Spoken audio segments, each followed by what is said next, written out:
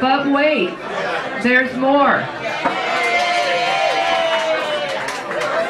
Okay, so I have some announcements to make, and I'm going to tell a few stories, and then we're going to open up the floor to all of you, and hopefully you came prepared with some memories or stories or whatever. Okay, so obviously we are all here for the same reason, for the love of Pete.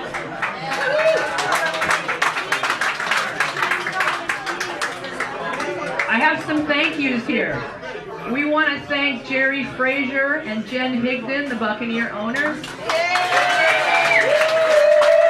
for hosting us and for providing a home away from home for our friend Peter Burke. He did spend a lot of time here, usually over there in the area of the L. And his usual order was a shot of Jose Cuervo and a beer back. We want to thank Kevin and Debbie, our bartenders behind the bar. I want to thank Tim Tutwiler for setting up the PA. And Greg Tortell, who isn't here right now, he's Tortellvis from Dred Zeppelin. Unfortunately, his father passed away recently, and they're having his memorial today. But Greg, I sent him all the pictures, and he fancied them up into that beautiful slideshow that you see. Some of the photos have captions, most of them don't. But there's a couple that you might want to take note of when you see them. And then also thank you to Jorge Mena, who just showed you the video, because he was our IT guy. Okay, and I'd also like to thank Tom Hunter over here. Tom drove here from Prescott, Arizona, for the love of Pete, because he is videoing and recording the whole event. So we'll be able to share it with people later who weren't able to be here, and also with the rest of the Burke family. I'd like to thank everybody who submitted photos for the slideshow, because there were close to 200 of them. Also, thank you to the people who provided food for the potluck. The Buccaneer bought all the sandwich trays, and everybody else brought everything else. I'd like to thank the Burke family for allowing us to pay tribute to our beloved Peter.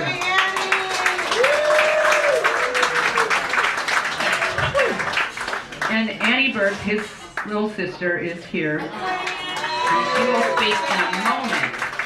I think Pete would really be a bit embarrassed by all of this attention. As you can hear from what he said in that video, he enjoyed being in disguise, and he didn't want to be the front guy. So the slideshow's already been running, and we're going to continue running it so you can see it again and again. But I just want to say a couple things.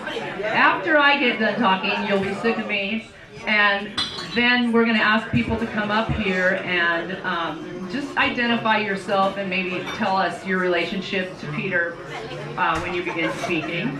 We also have a cordless mic. We'd really rather you come up here to the front of the room where everybody can see you and the cameras can see you.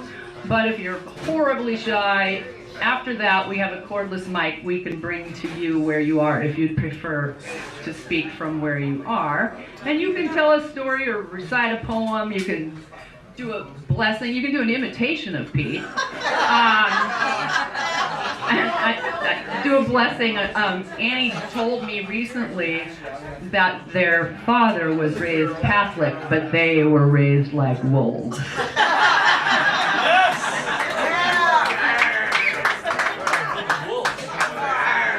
Or if you just want to come up here and bang the gong, because that gong came from Peter Burke. I was here one time on a Sunday afternoon. It was my birthday, and when Peter found out it was my birthday, he said, "Oh no, I don't have anything for you. I need to go get you something." So he went home, and he came back with this.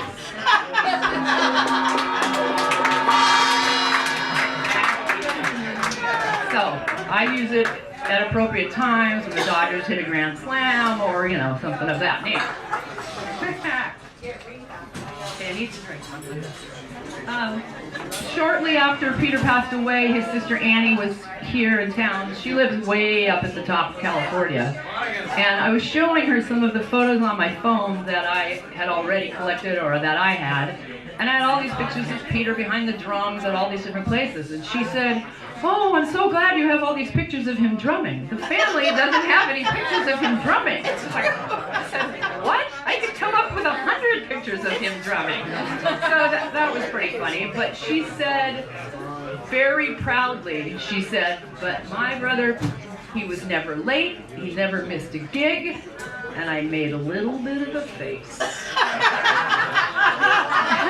She said, "Oh, you know differently?"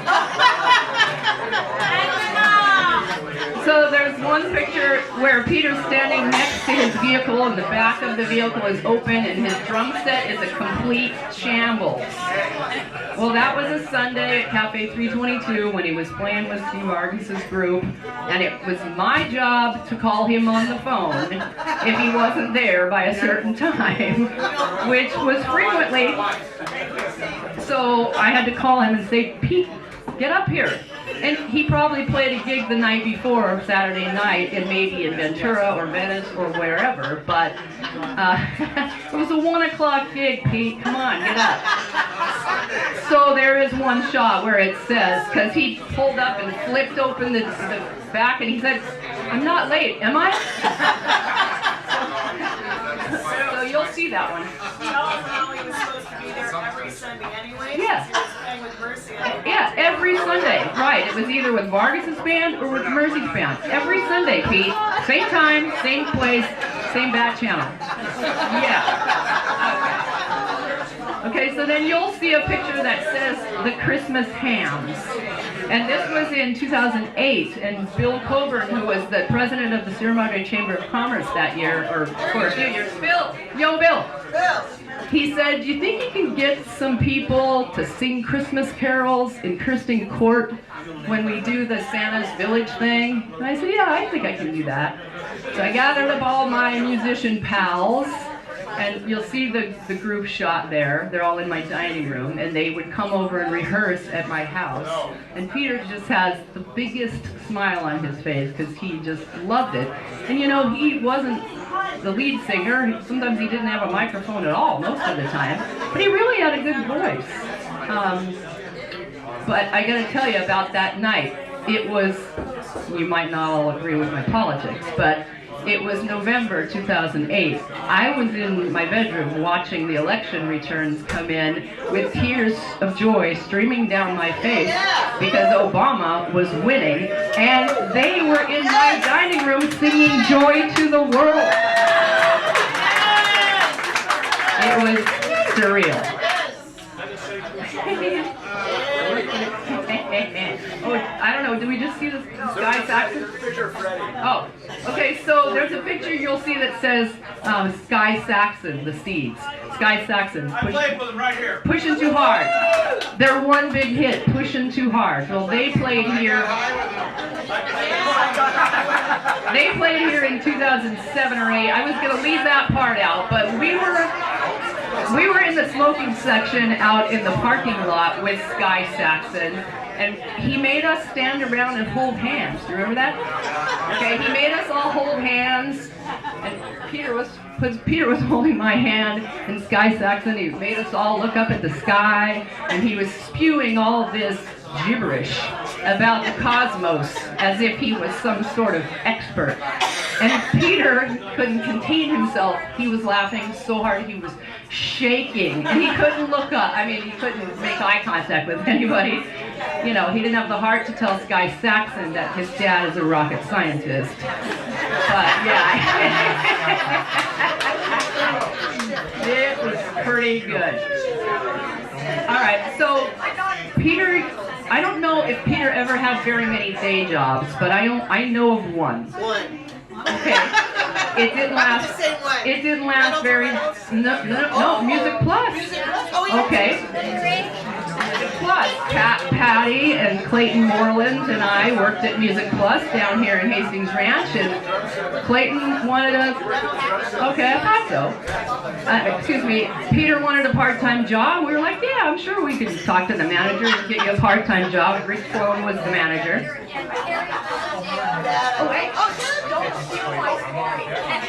Okay, so anyway, I think it only lasted a month, maybe 2, because Peter, you love to tell people that he got fired for getting too many personal phone calls. And indeed he did, because, we didn't have cell phones back then, and he's a musician, and that's where people would call him to line him up for gigs. So Rick had already had enough of this, the manager. And so the last straw was a phone call that came in that Rick answered. And he comes storming out of the back room. And he says, Peter, you have another phone call. And he says, it's some guy who says he's Terry Bozzio. Well, Terry Bozzio had been the drummer for Frank Zappa, and then started the band Missing Persons.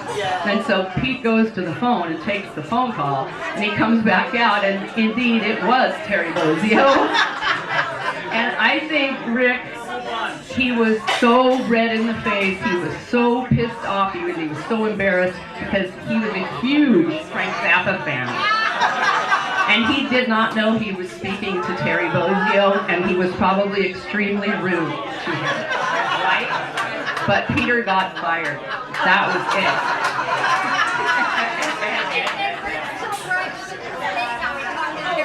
Oh, Patty says Rick still brags to this day how he talked to Terry Bozzio on the phone. Yeah, typical. All right. Okay, so I'm done.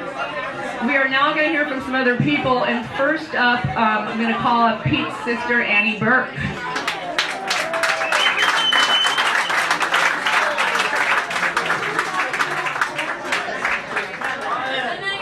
Hi, everybody. Oh yeah.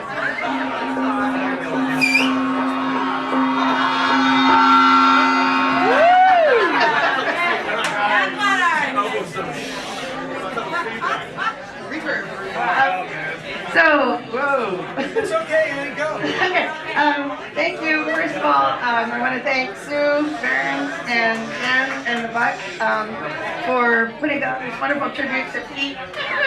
Okay, and I shouldn't be thanking you because I know that this is really for Pete, but I'm channeling Pete, so if I could do all kinds of crazy ass shit, I would, but I can't.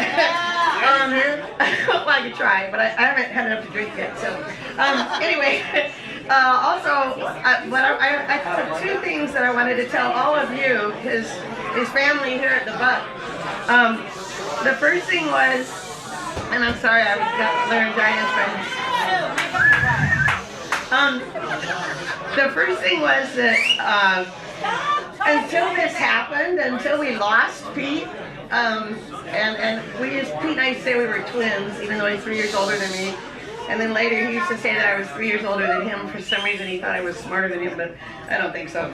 So anyway, I thought I knew my brother really, really well. And I thought we were the only ones privileged enough to know how unique and funny and charming and talented and silly and wry and witty and Irish.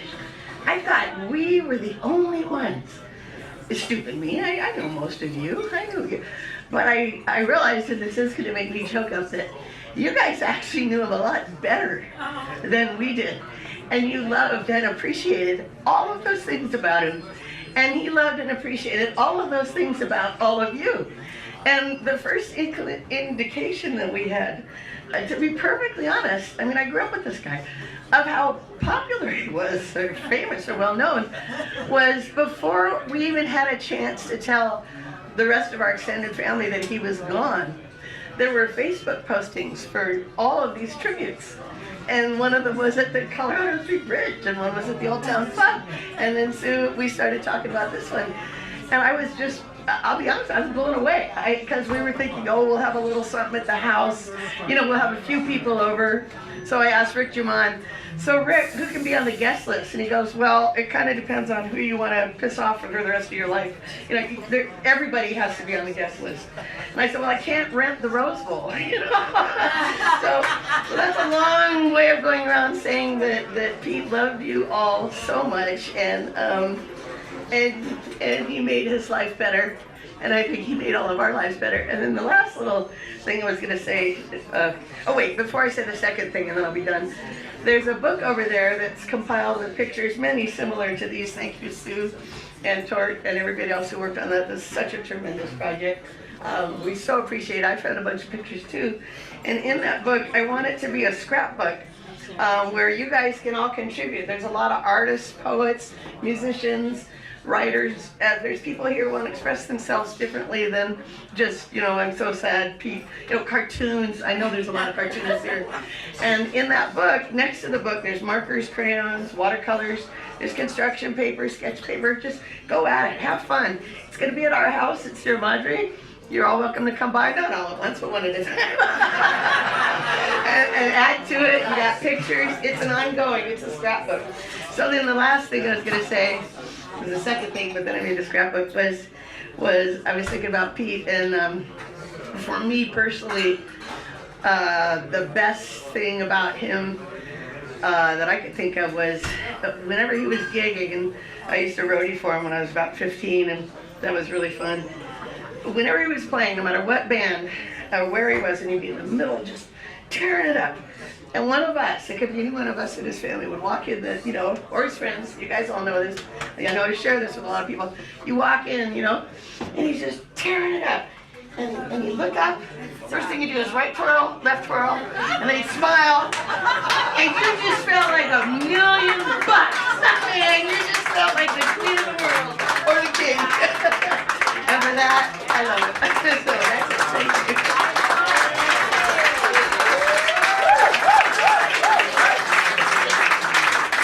Okay, Freddie Johnson, come on up. Freddie.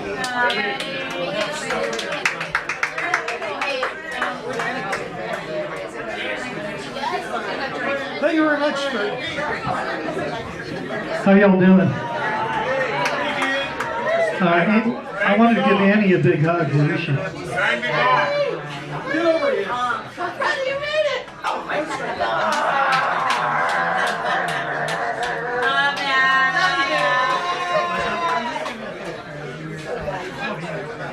I got some stuff from people who couldn't make it, notably Rick Germond and Red John Wood.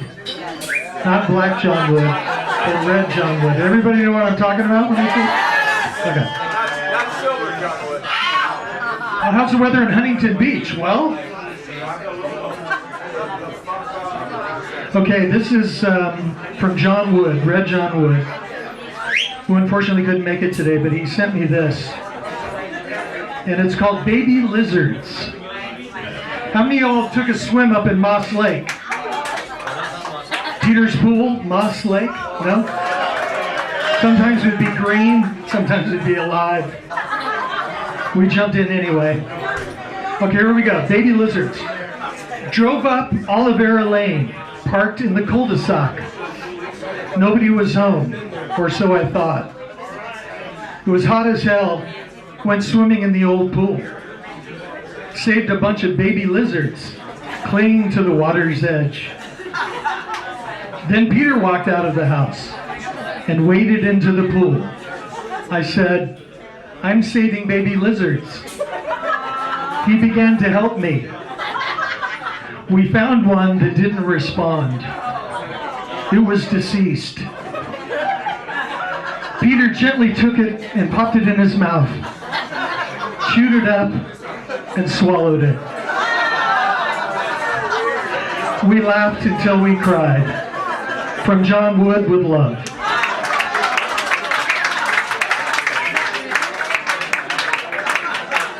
Could be a true story. Okay, here we go. From Rick Germond. For Pete's sake, He played for you and he played for me. He played for the big bucks. He played for free. He backed us lefties. He bolstered righties. He bettered black and brown and whiteys. Rhythm river, rhythm giver, holding all our times together. Giving big and taking small, asking little, giving all. The beating heart of all our songs, churning passion's blood along. Children's favorite, bassist's buddy. That motherfucker could swing. Pardon my French. Always loyal, never slutty. Only you know. Looking at your far-flung friends, this bunch will never meet again. Rhythm giver, rhythm river, you'll pilot our best times forever. Richard Moran.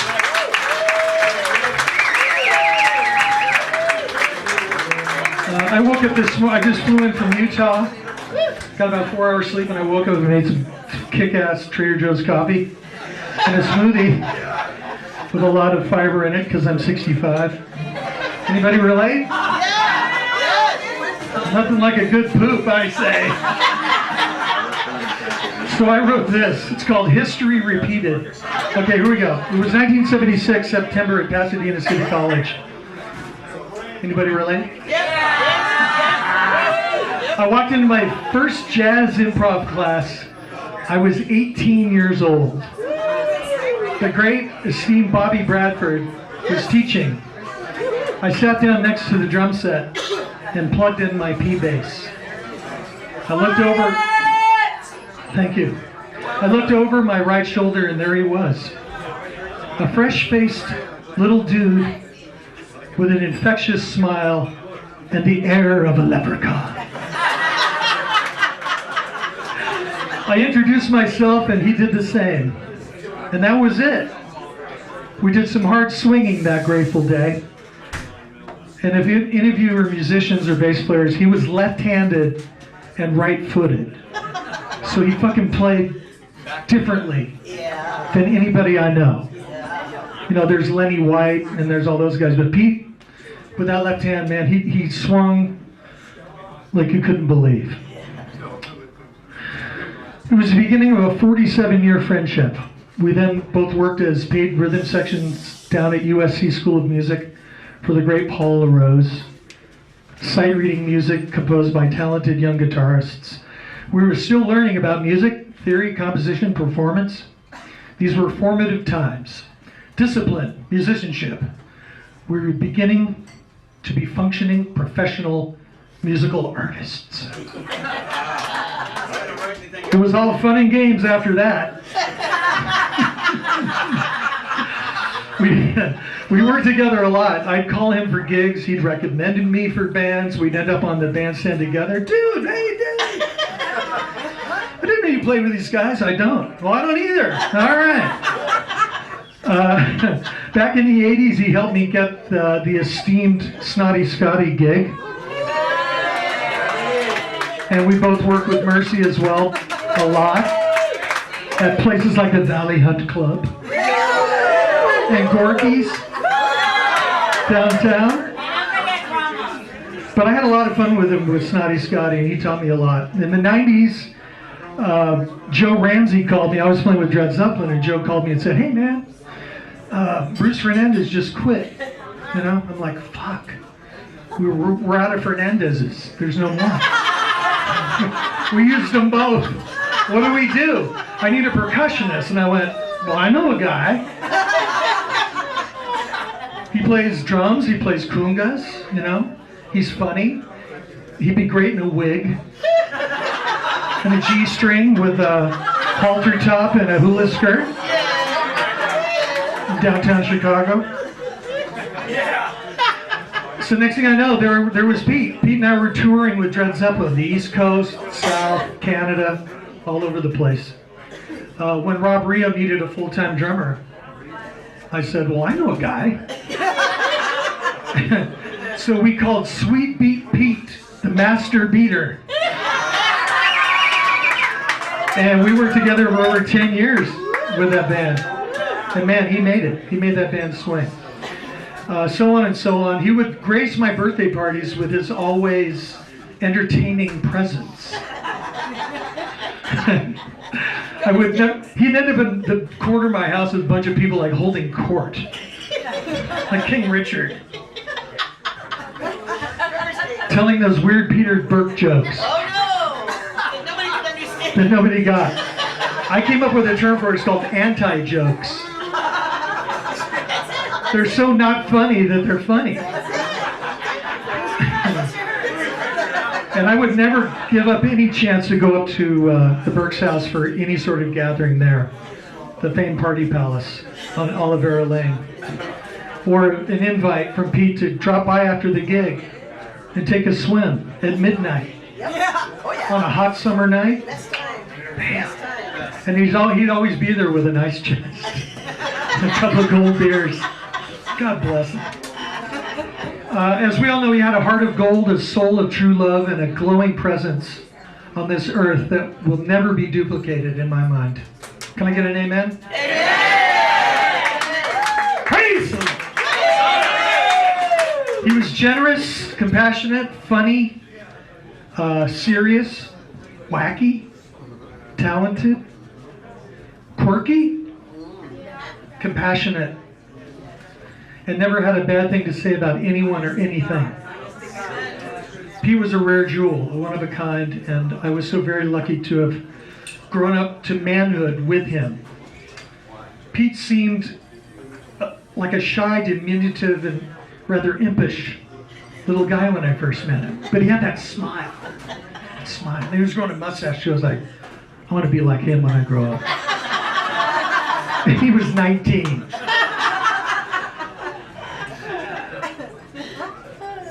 That was back in 1976. It's amazing that time flies. But when I sat down next to him and hung out with him for 45 years or so, he turned out to be one of the biggest influences in my life, and I'll miss him. Thank you.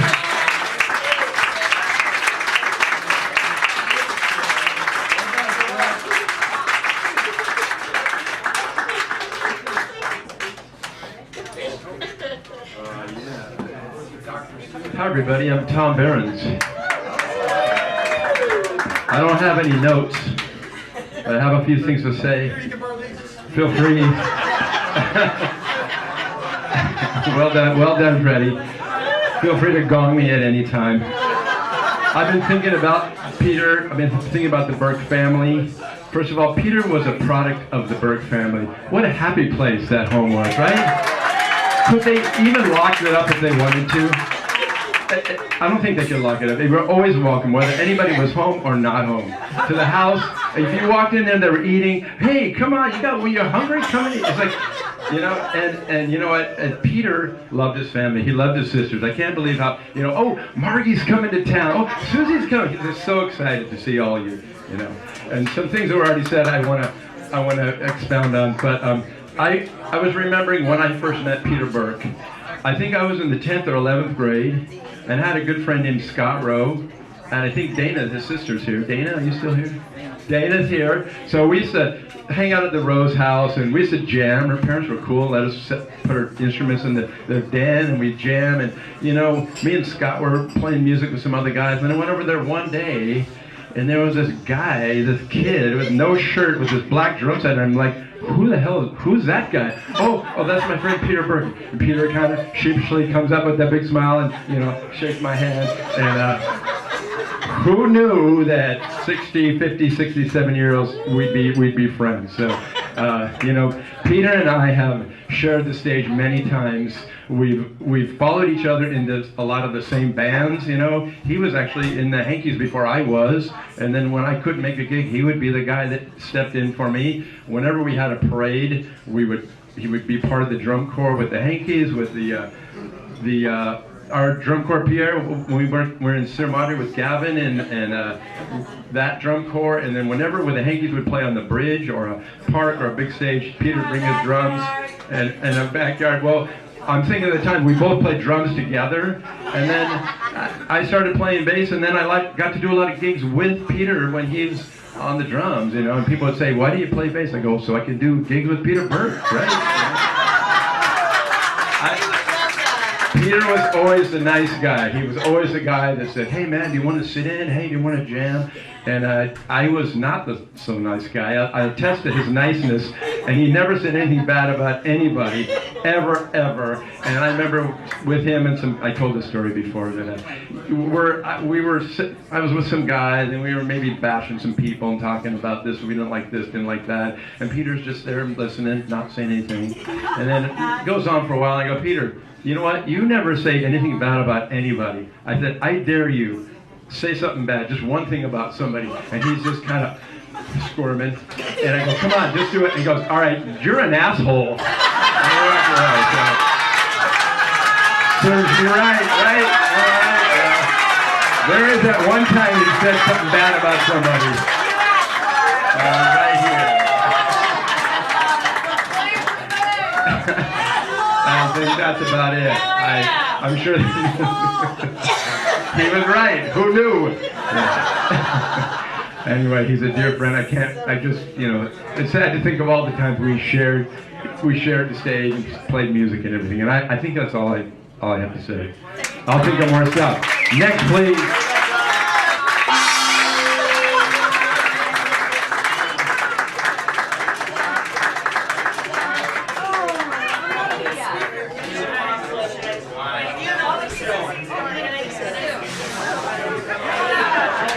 Hi, my name is Mercy with Mercy and the Marquettes, and I can sing, but I'm not a good speaker.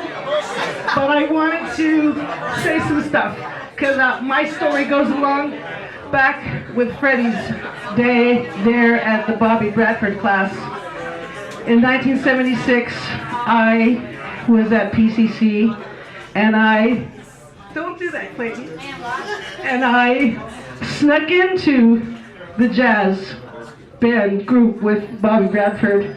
And that day, I met Freddie Johnson, Rick Jamond, Peter Burke, Sam McAdams, and I think Dino Pacino too was in that group. Huh? Oh, and Arthur Miles, but he wasn't registered in the class, and I was. They really didn't have vocalists in this class. It was a straight ahead jazz combo, but I was going to do it anyways because, damn it, I could sing. So I met these guys there, and I started following Peter around. I had a crush on Peter. I don't know if anybody ever knew that. But Peter had a crush on this girl who was my piano player at the time. Catherine Carnahan or somebody, I don't know. Anyways, so then I went and watched them play at the Loaf and Ladle. Did anybody remember the Loaf and Ladle days? So I was there every night they were there playing. And sat at that bar, that outside bar, you know how there was the main room and then the outside bar there, and I had my stool, and I would just watch them. Arthur Miles and Freddie, and them just playing the Motown, and oh my God, it was just amazing days. And so one day, I think it was Lance was there, and one of them invited me to come sing. I had really never sang with a band before. So I sang my first song, you all know it, Chain of Fools, with Peter, Rick, Arthur Miles, Lance, and who else? And McAdams and Dino Pacino. That was my first song back at the Loaf and Ladle. But it's not about me, it's just that the memories with him, you know? And so, I didn't know how much he would be part of my life, but for the next 30, 40 years we played in and out of things. We got to do a gig with the Tortell and them, we were the Sweet Perspirations for a little bit. You're on the record. We're on the record, that's right. And so there was no lefty like Peter. There really was no lefty. And as tradition would have it, and memories, he actually got to give my son a couple lessons. My son is a lefty, and is playing drums now, taking after his daddy and Peter. And hold on, I'm hurting. And so then, you know, we used to, you know, everybody was welcome at their house there in Olivera all the time. So, you know, through the years, but I'm talking about at least the last 20. You know, that living room, the Peter Burke living room, just amazing. Just yeah, and the piano. It's still set up. All of the plane thing, and the airplane, and the books, and just everything is just. It was so Peter. It was so your family. It's just so eclectic and worldly, and you know he knew facts about, you know, the Buddhists in Singapore. You know, he knew all these stories, and it's just, you could go on and just stay there. But anyways, I'm rambling. My point is that I'm going to miss him dearly. I did get to see him, you know, back in November, I think was the last time I saw him. And I don't know, am I missing a story? You told me to say something else and I can't remember. Huh? Okay. And so then, there's so many stories. I can't do it anymore. I'm going to bang the gong and get the hell out of here.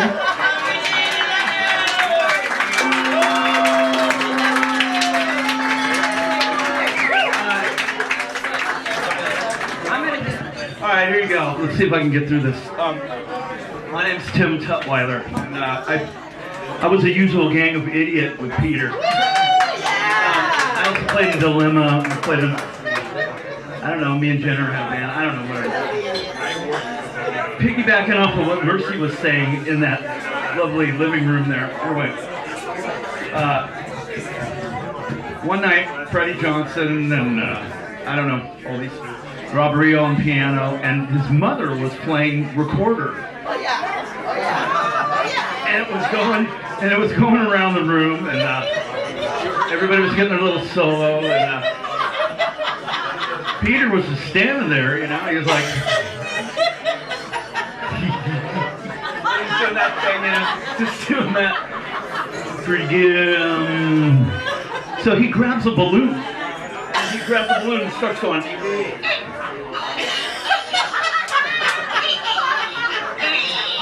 and starts doing this, like,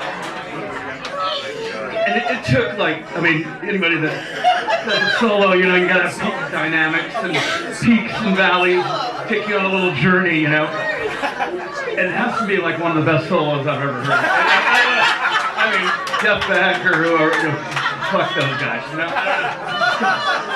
It was really great. I'm not doing too well on this one, but I just kind of shoved this under the carpet for whatever, 6 weeks, 2 months, whatever it's been. I miss. Hey, you guys, shut the fuck up. All right. You know what? This is important. It's good to see you, Doug. Anyway. I'm gonna miss so bad. The guy we had all these teeny little stupid comedic nonsense shit that was just, he'd walk in this bar and just go, about an hour. I never knew what that meant, or flog 'em, I'll dig you later. The doctor says I got varicose veins, my veins too close together. He spoke in short pants. Yes, he did. Who plumbed this room anyway? Oh, yes. Peter Burke Slim. The first time we played here, we started all the music in here, the usual gang of idiots, which was whatever the hell we were called at that time, Mumbo Jumbo or Pea Shooter or whatever the fuck we was. Anyway, but we came in here and played, I think it was 1994, after the Super Bowl. We asked your dad. He goes, I don't give a shit, yeah, go ahead and play. He didn't give us a dime, but on Thursday, the following week, he gave me $200 and said, hey, it was great. I think that's been the flat rate. Pete showed up with a snare drum and a hi-hat. And mind you, we did War Pigs. We did, I don't know. We might as well just play the whole 2112 and Hemispheres, you know, like, I mean, you would have never known it. I mean, he sounded so big, he would hit that snare drum. There was no bass drum. It was like, I don't know what was going on, but if I'm not looking, and if he's delivering, that's the best drummer I've ever heard, you know. And there were times where, you know, Pete would get a little, you know, he's been in here all afternoon and we got a gig at 9.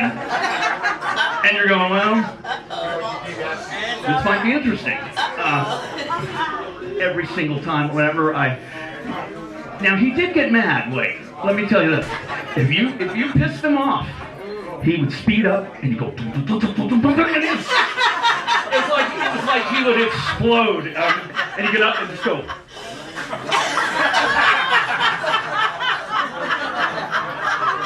I swear to God.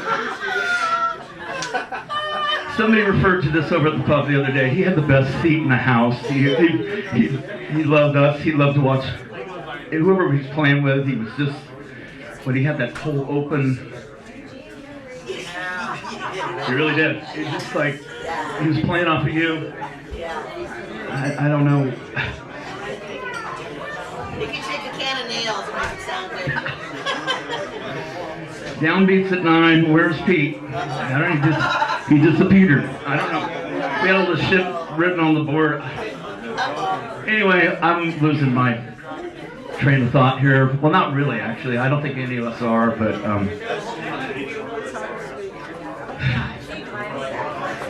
that's all I got. I'm missing.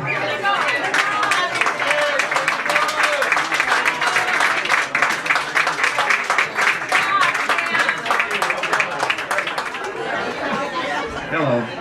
This isn't my favorite thing to do, but I'm going to do it anyway because of Pete. What's your name? Oh, wait. Pete? What's your name? My name's Jeff Dapper. Wait. Hit the gong and then hit the mic. Hit the gong. Hit the gong. I'm gonna go back a little farther than some of these people. Petey and I had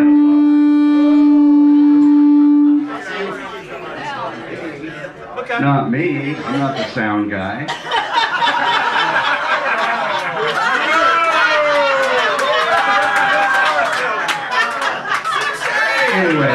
Anyway, Petey and I had a lot in common. We were both about the same age. We were raised in Sierra Madre. I was kind of St. Rita's in Little League, and he was Sierra Mesa and below the Boulevard. So we didn't really meet until we were about 13, and both of us were taking private drum lessons at Music for Everyone, who remembers that. Now, the drum room was in the back of the building in the basement, and it was probably a closet. It was just big enough for a kit and a stool and a chair for the instructor, and then there were chairs outside. And so every Thursday for an hour, he and I would I'd be outside listening to his lesson, or he'd be outside listening to mine, and we got to know each other that way. And the instructor told us that we were his 2 top students. You can guess who was number 2. But in any event, at some point, Music for Everyone held a recital at the Women's Club, which was where the new police station is, if anyone who remembers that. And Petey and I played backup for the different pianos and guitars and so forth. And then in the end, we had a contest, sort of, battle of the drummers, and he and I would go through our triplets and our paradiddles and whatever and our different shuffles, and then in the end we had individual free drum solos. And for many years we argued at this very bar that I won. And Pete was such a classy guy. He never contradicted me. He would just look at me and smile. So he and I could go for a month or 2 and not see him, but We were always close because of that and other reasons. And I got to know him pretty well from all those years. And I can tell you a couple of things. First of all, he was extremely shy. And I've learned that in most cases, he was the smartest guy in the room. He got that from his father. He was wicked smart. You can't keep all of those different rhythms. You know, he was like Ringo Starr. He was a left-handed drummer playing a right-handed kit. And he had an advantage because he had to cross over and it would skip that one beat and it would add that beautiful syncopation that no one else had. But you can't do what he did and keep the reggae and the country western and everything all in your head and sit down with a band you've never heard before and don't know the songs and yet back them up, and he could do that. And he would sit at a bar and listen to all these people do stupid and say stupid things, and he would have a two-word comment that was the funniest thing that anybody at the bar ever said.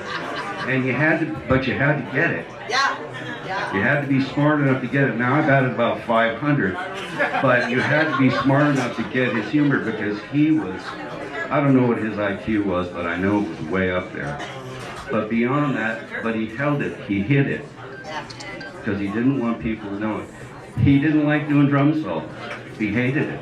He could do it as well as anyone, but he didn't want to focus on him. And I can think of many gigs where I was at parties and so forth where somebody would say, Petey, solo up. And he'd be like, he'd get all blushed and he'd do it, but he didn't want to do it.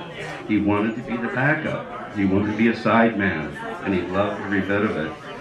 And the shyness, you know, we both were drummers, but as I was telling Tommy earlier, I said at some point, 15 years old, I discovered motorcycles and girls. And Pete was afraid of both of those things.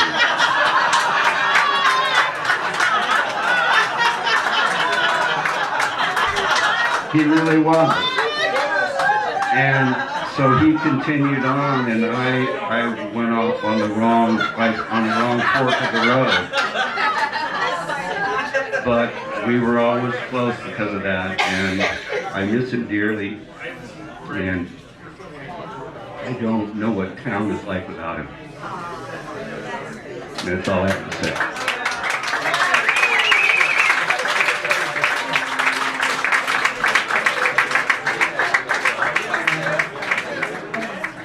Well, where do I start? I've known Peter for many years. Get a little closer to the mic. We were a couple for many, many more. And then we ended it as good friends. With the foundation. I'm sorry. She's short. I don't know what to say. I miss him dearly. He's a soulmate. One of my best friends. He's one of my best friends. And I'm going to miss him dearly. I haven't even begun to process what it's like from here on out, but I'm so proud to have been a part of his life and his family's beautiful life. And they introduced me to so many wonderful things. So, that's all I have to say. I have one more last thing that John Wood, no, not John Wood, I'm sorry, Job Striles. Did he make it? Job is coming. He's gonna be here about 5. Yay! Okay, cool. Job Striles is coming up. Another one of Pete's greatest. And well, anyway, he was sending me stuff just recently, and I don't have a very good memory anymore. But the one that really cracked me up was he said they were playing a jazz gig somewhere. Let's see if I can get this right. They were playing a jazz gig somewhere, and no. They were playing their kind of swing groove, and somebody came up to them and said, "Do you guys play jazz?" And Pete said, "No, but we use many of the same notes."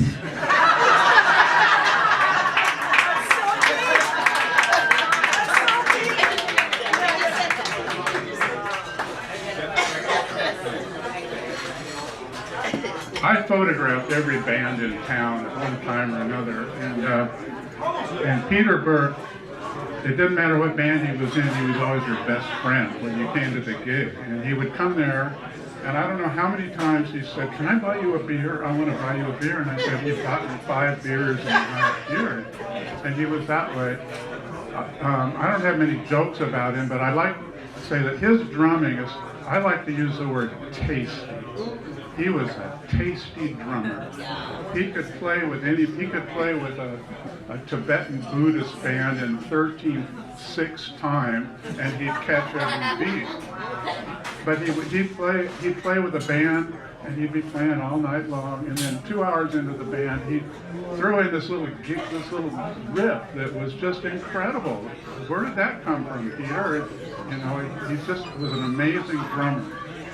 And I wanted to say something. I got here late, but a lot of you knew Gerri, his friend Gerri.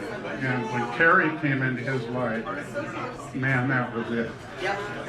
That was it. And when Gerri left his life, that kind of wasn't it anymore. And there was a very subtle change in him that I think many of you know. He's just an amazing. I have him with the Hankies. I have him with Mercy and the Unknown Moroccans. And oh God, I think we did the Curve Feelers. I don't remember all those bands he was in. Huh? No, I don't have that one. No. But and don't ask me anyway. They're all buried in boxes. But that's really about all I wanted to say. We're going to really miss the guy. It was a shock that he left. He was one of the most beautiful people I ever met. Oh, I know what I wanted to say that I hadn't heard anybody mention. Peter was actually an excellent singer. He was an excellent singer, but he never, maybe it was his shyness, but he never sang. But, And harmonizer. And a harmonizer. And I saw it one night at his famous Peter Burke birthday parties up there. And it was near the end of the night, and he's leaning on the fence and singing away like that, just singing like crazy. And it was, perfect pitch. He was right on with everything, and it was smooth and like he is. The last time I photographed him was at Sue's house when the Hankies played, and the Hankies, and that was a wonderful night, and we have that on tape. And near the end of the show, Peter, the only time I really saw him have problems playing, which I won't go into, but that was the last time I actually saw him play. Anyway, here's to Peter Burke. He's like one of the greats.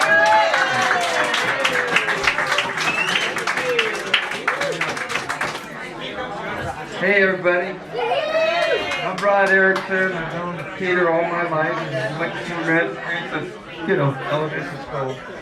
All I gotta say is that one time we were coming here to the Buccaneer, we were younger and stuff, we go up there playing pool and stuff, and then I came over here about 4 or 5 years ago, and Peter was always sitting over here, and I come visit him and have a drink, and he goes, "Do you remember when we were kids, we were sitting there playing pool, we were young, and there was always these old people hanging out there in the corner? Yeah, we're the fucking old people that fucking corner." That's what I had to say, man. All right, I love Peter, and I miss him, and I miss all of you people, and thank you for letting me share.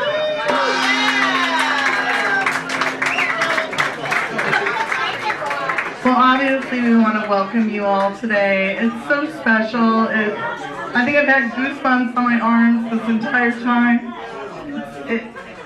Peter was, I really don't have to say much on behalf of the Buccaneer, but my family has owned it for 34 years, and I think Peter has been a part of it for 34 years. And he's family to us. There will never be anyone like Peter, and we're really hurting without him. But I wanted to actually call Debbie Wolf up because I don't think there was anybody closer to Peter in these later years than Debbie was. And so, on behalf of the Frasier family, we welcome you all here. We love you. Thank you for getting back to the Buccaneer. And here's Debbie Wolf.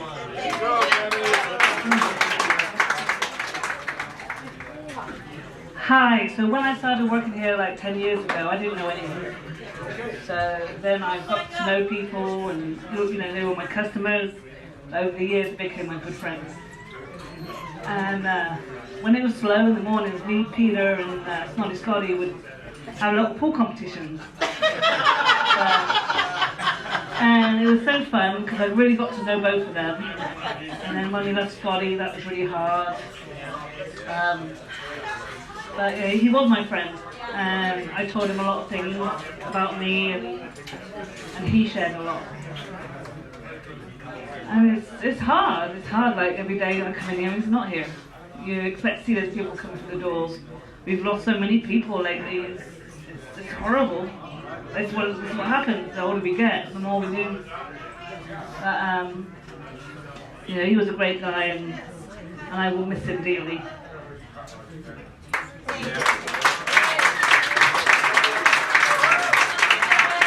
Thank you, Debbie. When Peter passed away a few days short of his 66th birthday, I said he joined the 65 Club with Snotty Scotty and Eddie Van Halen. I think he would like that. All right, hey everybody.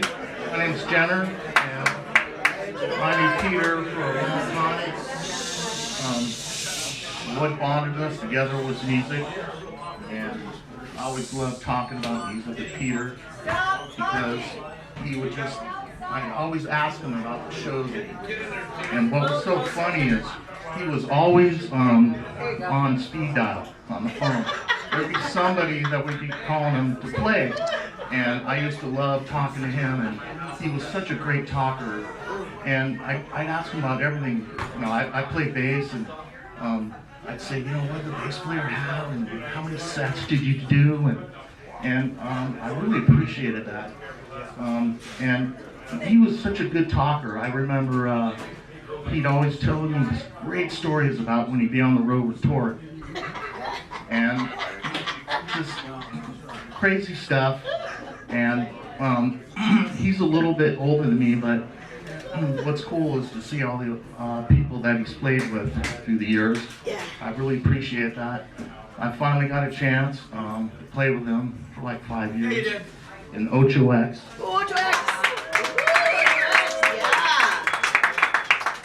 And I just want to say that the happiest time I knew Peter was when he was with Gerri. That smile on his face, it's incredible. One time, we were hanging out, and Gerri said to me, she goes, I just cannot believe that I still love this man after all those years.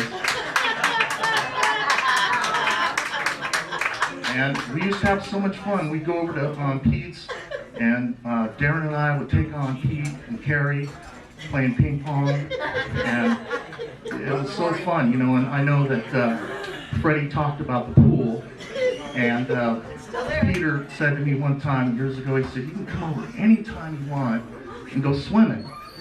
And I just love that. I kind of felt that was like the Willy Wonka ticket.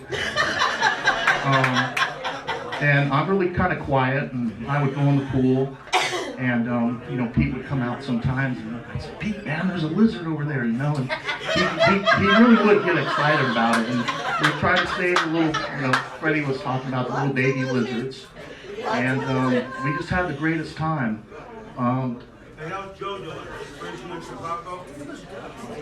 And he was so happy with Gerri. I mean, it was crazy. He just had this smile on his face. And it was really nice. And I remember Gerri saying one time, can't remember if I said this already, but she says, you know what, Jenner, I can't believe after all these years, I still love this man.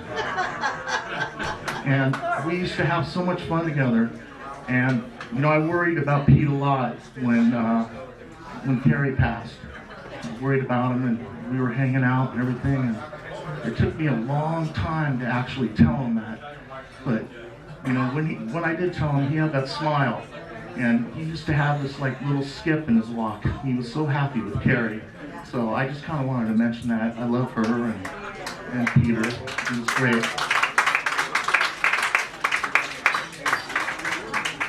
And that's all I wanted to say. I love Peter. I miss him. I've been totally struggling without him. But I appreciate everybody here, and I miss him. I love him. Thank you. Hey everyone. Solar Vic. Most of y'all grew up with him. I met him 10 years ago. We moved into town. As crazy as it sounds, being an outsider, not always the easiest thing to find your way in this town. And I can tell you something, he would never let me say this if he was here. What people don't realize is he was a great leader. Yes. Yes. He was a great leader, and he led by example. And his example was kindness, compassion, and respect. One of the first guys to open his arms to me in this town. And it was all the things that you guys said to me also, hilarious, great talent, amazing. But I wanted to make sure that I brought up the K word, because to me, I really thought that he was just absolutely one of the most kindest human beings. And he's flipping me off as I say this, but I'm going to say... I don't know if you knew which finger. He was a motherfucking Buddha.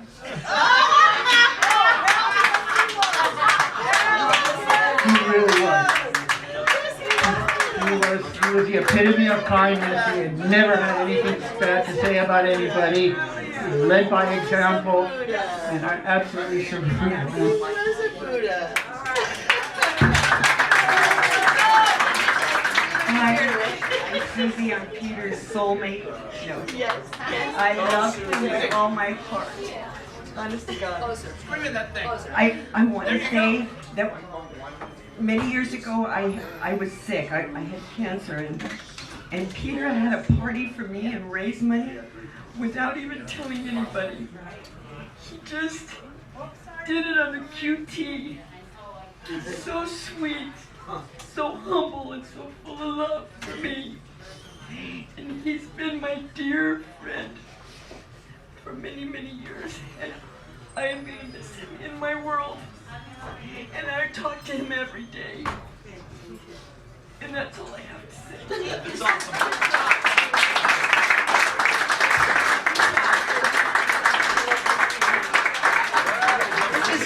I'm sorry, it's just front row seats, you know, I can never resist.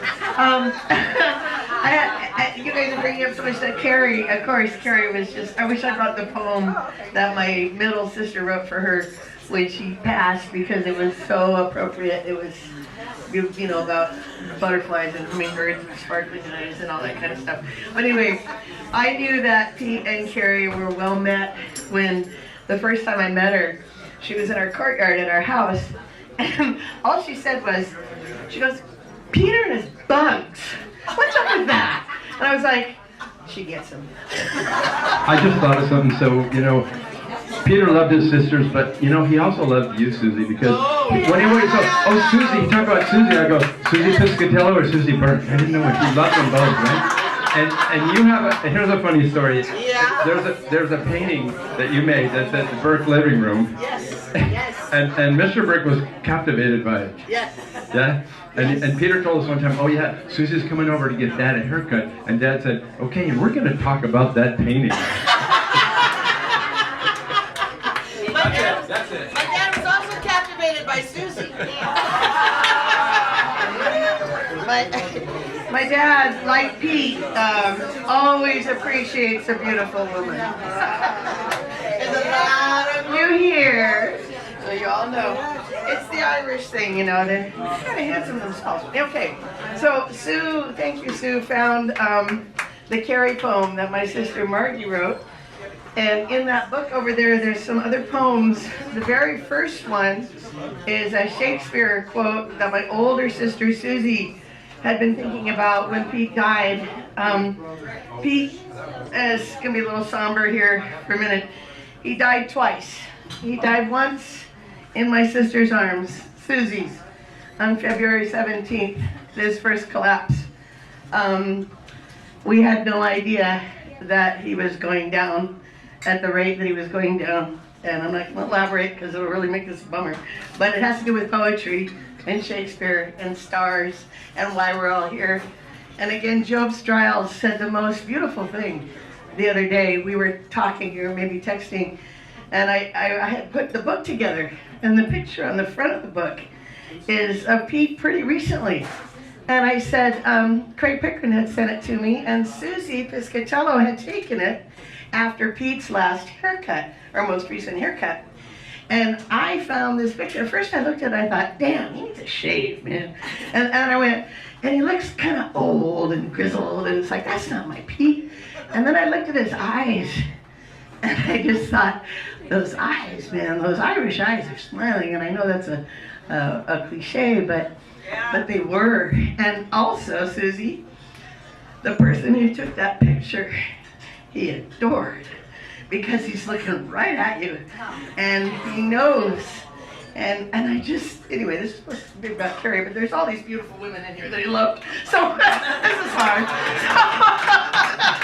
I'm sorry. So we'll get back to Gerri. Sorry, losing my train of thought. Poems. Oh, the poem in the front, the Shakespeare, the stars, blah blah blah. Okay, so back to Gerri. So this is my sister Margie wrote about Gerri when she died. Gerri, a flash, a sparkle, a humming in the air, iridescent wings hovering there, brightness, swiftness sipping there, the sweet nectar in the flowers' flare, joy and life in zooming flight, all the garden's colors light. Gerri's bird, the soul's delight, bird of paradise, fly to her, take our love with you, safe journey, pretty Gerri, with love from Margie, December 2013.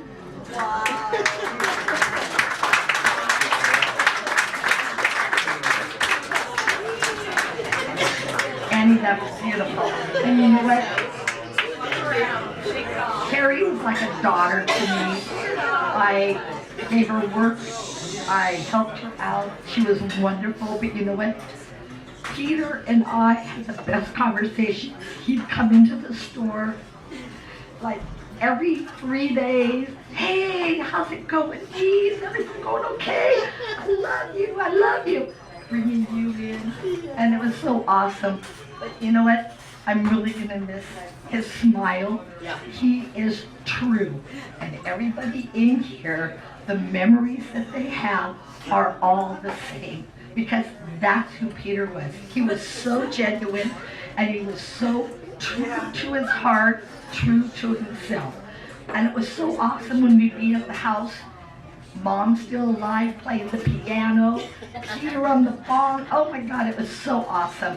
Everybody just jumping in, whatever they could do, all the talented people that we all know here in Sierra Madre, they all just jumped in, and it was like a huge concert.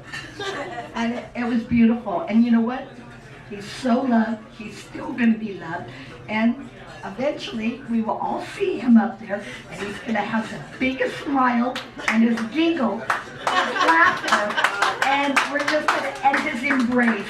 Huge. You know what? Love you, Peter. Miss you.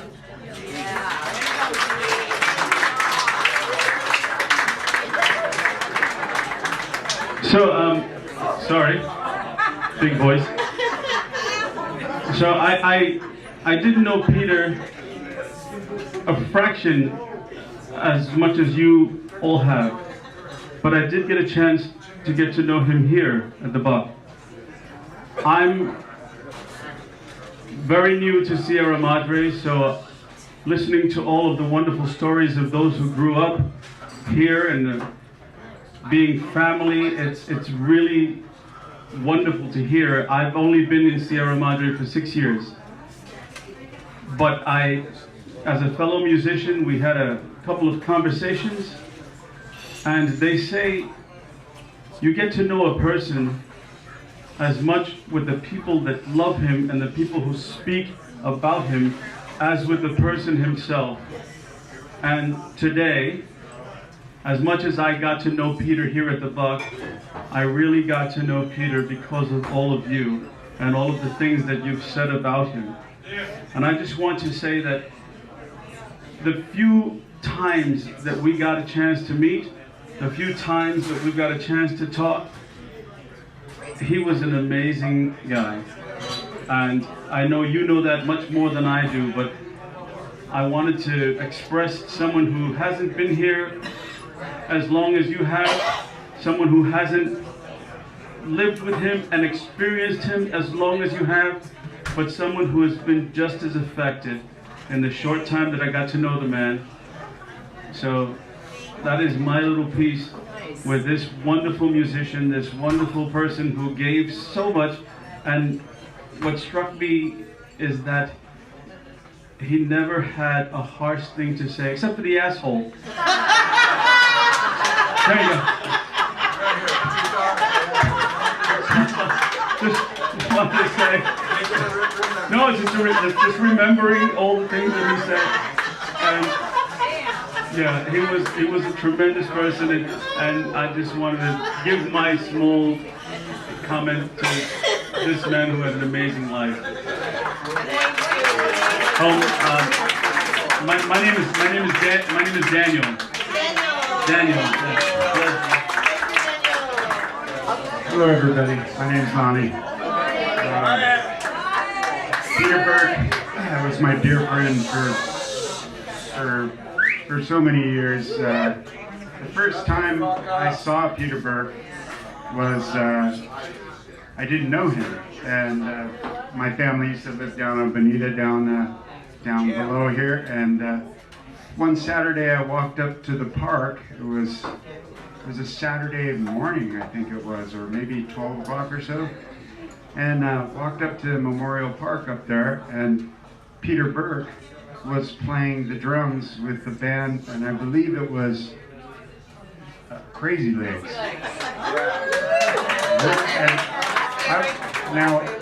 Now, who was in Crazy Legs, Tom? Rick German. Rick German. Dennis Lance. Brian Epstein. Brian Epstein. Lance. And before Lance. Bruce McAdams. it was Bruce McAdams, yeah. Oh, Bruce, yeah. And so Bob Staggs just preceded.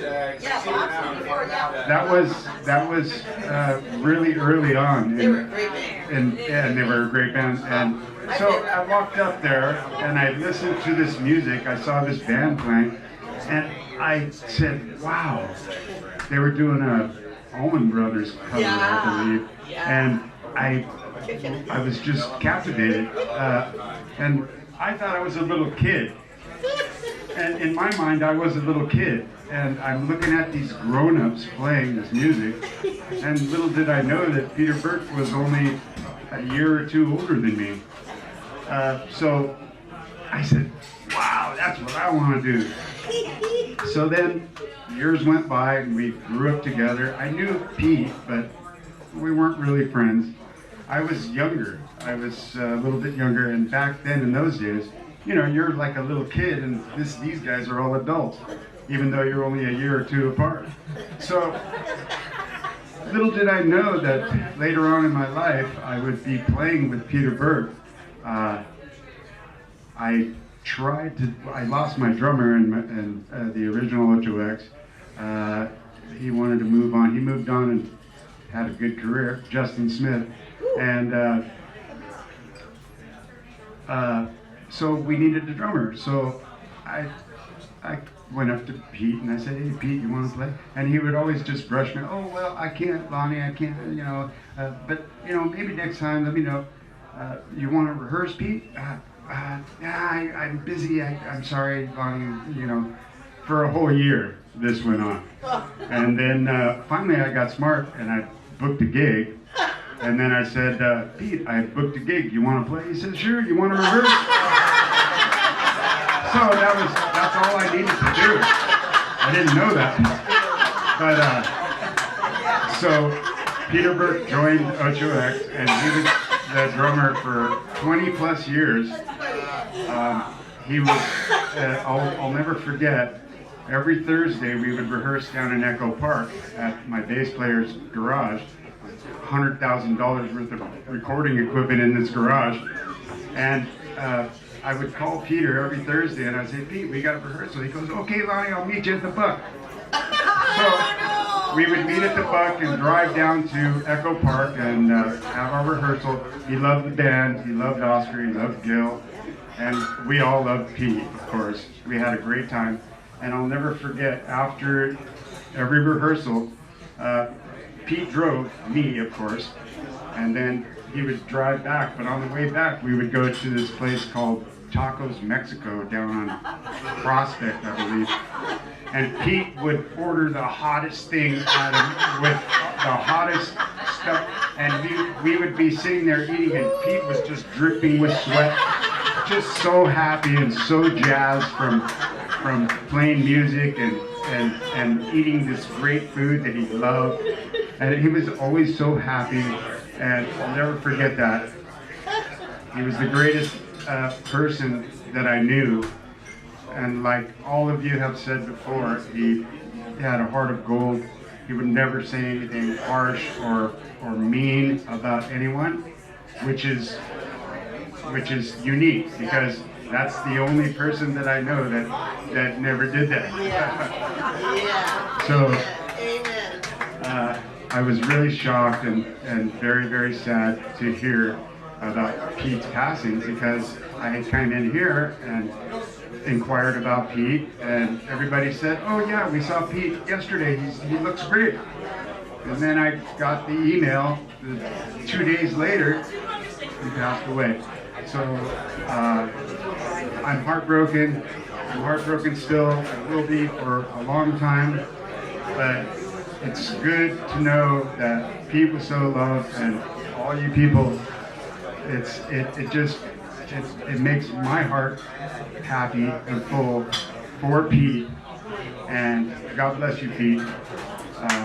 We love you. Thank you very much, Steve. I first met Pete Burke when I was in 6th grade, and I had been going to Sierra Mesa in 4th grade, where all the cool Canyon kids were. And then in 5th grade, they changed the border from Baldwin to Mountain Trail. Between Baldwin and Mountain Trail, I went to Sierra Madre school, and it was culture shock. And everybody hated me because I had hair touching my ear, and that made me a hippie. So all the kids at Sierra Madre, I go, Mom, please get me back in the Sierra Mesa, please, please, please. So she had these friends that lived up in the Sierra Madre Canyon, the Fays, and we just made up that they were babysitting me because my mother was a French teacher, which was true, but I wasn't being babysat as I was in 6th grade. But anyway, so we made this story that I was being babysat, so I got to go back to Sierra Mesa, and then there I met Peter Burke, and it's like we hit it off instantly. We were great friends, and then we got into Wilson Junior High School, and we were part of the drum corps at Sierra Madre Elementary, and Wilson Junior High School. And when we got to PHS, we were going to be in the drum corps at PHS, but both of us, we had hair down to our shoulders by that time, and they were going to make me get a butch haircut, so we both quit marching band.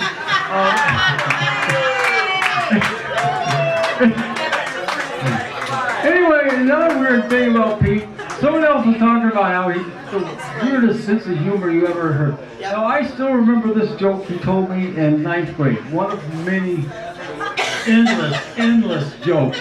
And he says to me, Jeff, why does a horse have 4 legs? I said, I don't know. Why does a horse have 4 legs? He says, because ice cream has no bones. Ah! I was like, what? And that was kind of Pete's joke. I never understood anything the guy was saying. You know, he was on a different plane than the rest of us. But I certainly appreciated him. Did a lot of gigs with him afterwards, and it's funny. Anytime I have a student, I teach guitar, bass, mandolin. So I have students that are playing all over the place, and be it the Raven or Wally Gators or whatever it's called now. And he'd always be, hey Pete, hey, how are you doing? And then we ended up playing at our Wilson Junior High School. We had a 50-year reunion for the Wilson Junior High. And the lady in charge of it was named Linda, and I think her last name was Leavenworth or something like that. It changed when she got married. But she said, Jeff, do you still play? I said, yeah. Well, can you play at the thing? And I said, yeah, sure I can. And can I get a band? And I recommended Peter Burke and a bunch of other guys. And it was going to be for we were each going to get $100 a piece, which we thought was cool. And then Linda said, Jeff, we ain't got any money. It's got to be for free. So then I was like, Pete, you got to bail me out. And Pete bailed me out, and we had no rehearsals because the thing was so fast. So we just had him playing congas and me playing the guitar, and we just kind of faked everything on the stage, and we had a great time. And all my memories, I heard everybody say in this room, because I'm the opposite. I say bad things about everybody. But Pete, never, ever, ever, just the sweetest guy you could ever meet, and I am so glad to have shared 66 years. No wait, I'm 67. 56 years with him. 56 years. R.I.P. brother. That's the guy who gave me the moniker Sierra Madre Sue almost 30 years ago. For those of you who don't know, this is yet another one of those amazing, beautiful women that Peter adored, Patti Smith.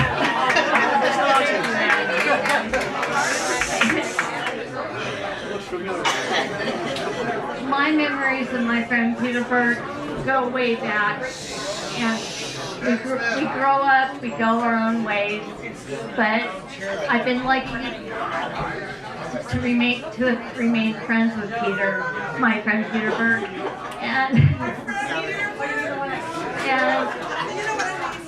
whether it's a birthday text or a holiday text, lately it seems like I crank Van Halen on his birthday.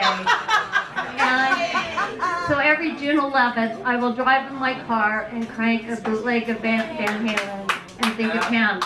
But today, as I was driving up to Pasadena, I thought, why am I listening to the radio? And I pushed in the CD, and it was Van Halen, and they were singing Happy Trails to You. Until we meet again, my friend Peter Burke is the most on toast.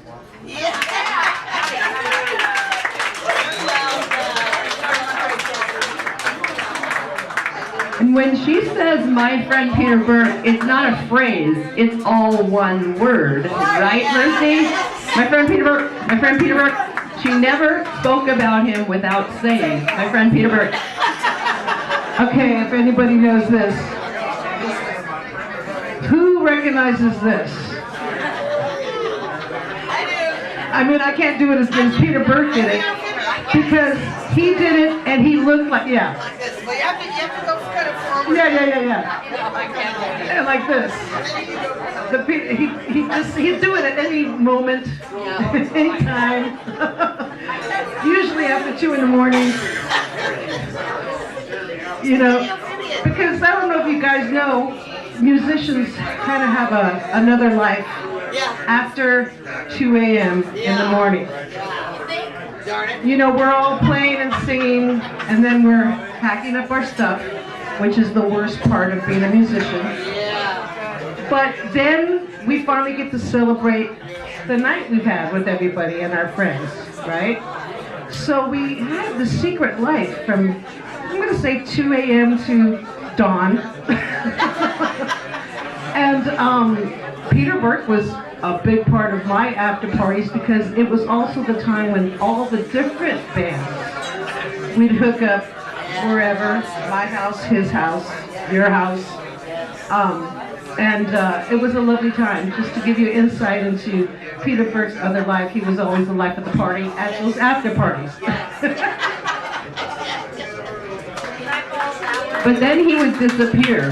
He would just slip out without saying goodbye to anybody. Okay, so I'll just tell my first memory of Peter Burke, which was kind of following on your 2 o'clock thing. And he would make sure that I got home from the Buccaneer to my mom's house up on Grandview. And we burned her microwave up in the middle of the night and went swimming in the secret hours. And my last memory of Peter Burke was up in La Crescenta just recently. And our friend Mary Lou came into town, who was Mark's wife, and brought her daughter, who looked just like Mark. And when Peter saw her, his beautiful soft heart just melted, and he burst into tears, seeing his friend's face on his daughter. So that's my feeling about Peter, is that he is just all heart, all love, and that he is with those who love him right now. This is a thing. I swear to God, drummers. This is a sing-along, right? When you think of Peter Burke and his random, funny little songs, this was the one that reminds me of Peter, or everybody, right? Here we go, I know this one. It's a Ringo song. So, holy shit. So, sometimes at the end of gigs, all of our many gigs through the years, because Peter never sang at gigs, he would just play the drums. But sometimes at the end of a gig, especially gigs we play together, probably you guys too, he would break into song. And this is one of the songs that he broke into the most for Mercy and I. So this is a sing-along for all of us to sing together. You all know it. You do it. You're the lead singer. Right. Da, da, da, da, da. Here we go. We all. Now, in the town. Oh, right. Bargain. In the town where I was born, lived a man who sailed the sea, and he told us how to ride in a land of submarine. We all live in a yellow submarine, a yellow submarine, a yellow submarine. We all live in a yellow submarine, a yellow submarine, a yellow submarine. We're gonna modulate. And our friends all aboard. Many more of us. Live next door. And the sky is a sea of green. Sea of green.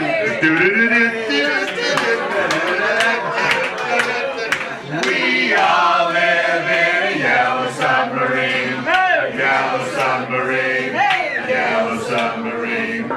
We all live in a yellow submarine. A yellow submarine. A yellow submarine.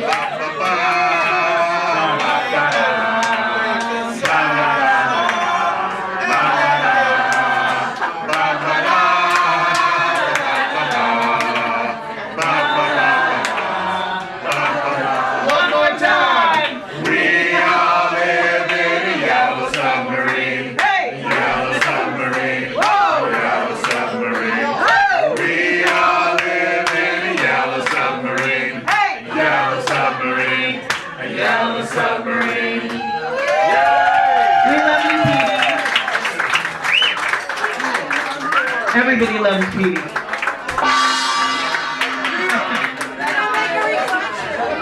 All I want to know is Pete couldn't be here tonight because he's double booked. Damn it. I met Pete also when I was 19 because I was privileged enough to have my sister's ID to play in bars. I did not have a crush on him. No, he asked, that's why. But, you know, obviously he was hot. We saw the photos. Anyway. So, when we started playing at the Old Town Pub, that's when I met him, and he played with Mercy and the Maracas and the Mercatson. And new AstroTurf, Steve Vargas. And I know that he loved that band and he missed that band, and so do I. It was great, a moment in time. Anyway, there was a song I sang that I'm not going to sing it now because I'll lose my shit in the third note. Bye. But he used to cry every time I sang it, so that's not happening. Anyway, it's called Soul of Constant Sorrow, so you can see why I cried.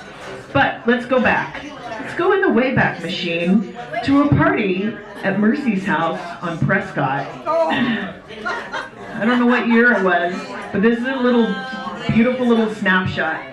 So this party was happening, it was outside, it was a rager, music was playing, it was fun. In the middle of it, I went with my friends to procure more tequila at the store. That's how you know it's old, that's the last time I drank tequila. Anyway, we came back, and it was Nathan's house in the front that had this tiny little flat roof section on the front of it. So when I got back from the store, I looked up at this little tiny roof, and there was a tricycle up there, and Peter was riding it around in a circle on the roof. And that is how our parties used to be, and I'm sorry if you missed them. Love you, Peter. Love you. That was Peter. I don't know when I met Peter and Annie. It was when I was a teenager, and it was probably here. I'm not sure. Maybe it was here when this used to be a couple doors down. But every time I came in here, and I've seen so many people talk already, and one thing I take away is he was so humble. He was the kindest guy. And every time I came in, he made a point to say hi to me. I'm not a big over kind of guy. But, you know, we used to go out and eat once in a while, you know. But, it reminds me of the thing I always say when people pass. I just recently found out, I think it was by John Lennon, I'm not sure, but there's anyway, it goes, in the end it will be okay. If it's not okay, it's not the end. So for Peter, it's okay. I'm Eric Northwest. My memory that I'm going to share is rather short and sweet, but I hope it's to the point enough. This took place about 10 years ago here at the Buccaneer. I was just sitting there talking with this guy, and I don't remember his name. I'm sorry about that. He was a radio at the time, and he and I were talking.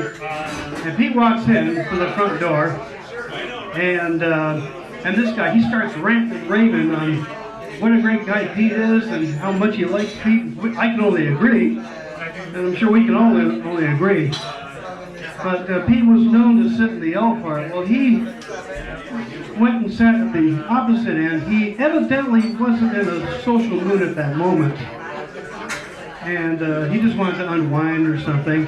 And this guy, he gets up, he goes and sits right next to me. And I couldn't stop laughing. But anyway, what I'm getting at is my number one memory of that moment was Pete remained kind, like he always was.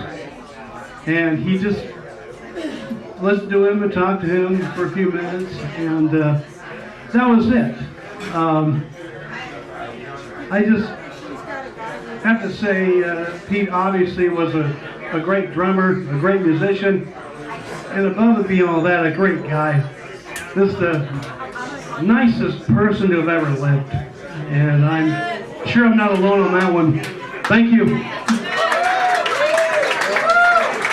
Okay, Okay, we got somebody over here at the bar we're gonna go talk to now. It's Screamin' Jean. Ow! We're talking Screamin' Jean. I've known Pete since I was in grade school. I've seen Pete through my entire life. He has been one of the most sweetest, kindest, coolest guy ever. He never was a sleazebag and always respectful. And I have to give it to him. And I would say, the last time I met him, he couldn't find his keys for his car at the Buck. And I'm like going, let's go back into your car, we're gonna find your keys. We found his keys and we got him home. And he was just a very kind, sweet person. I have known him for over, I hate to say it, over 50 years. And he was like the sweetest gentleman ever. Peace out, Pete. I thought of one more funny thing. Hey, how many times can I come back up here anyway? Is there a limit? So this is Peter Burke's humor. Y'all said a lot of his jokes. And so anyway, Patti Smith used to live in this house, okay? And then she moved out of that house. And then I moved into that house. And so I live in that house and I have a completely different phone number than Patti. But Peter calls me at my house and he goes, "Hello, is Patti there?" End of story.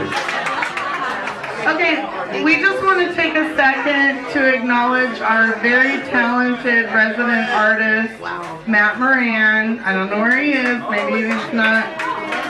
But Matt painted this beautiful likeness of Peter and would like to present it to Annie and her family. I think Matt might have left, but it's gorgeous and we're lucky to have his talent in our bar. Yeah, he did it from his heart, Annie. This is a moment of pure joy for Peter Burke. It's at our cabins in Wyoming. He's sitting on the porch, his favorite spot, with his practice pad. He never went anywhere without his practice pad. And my sister took a picture, it's in the book and it's up there, and he's radiant. And I'll tell you something special, very special. This picture, and there's another one in the book, my older brothers and sisters just went and released Pete's ashes across the valley from this cabins, and in this picture Pete's actually looking towards where his ashes were released up in the high country of the Beartooth in Montana.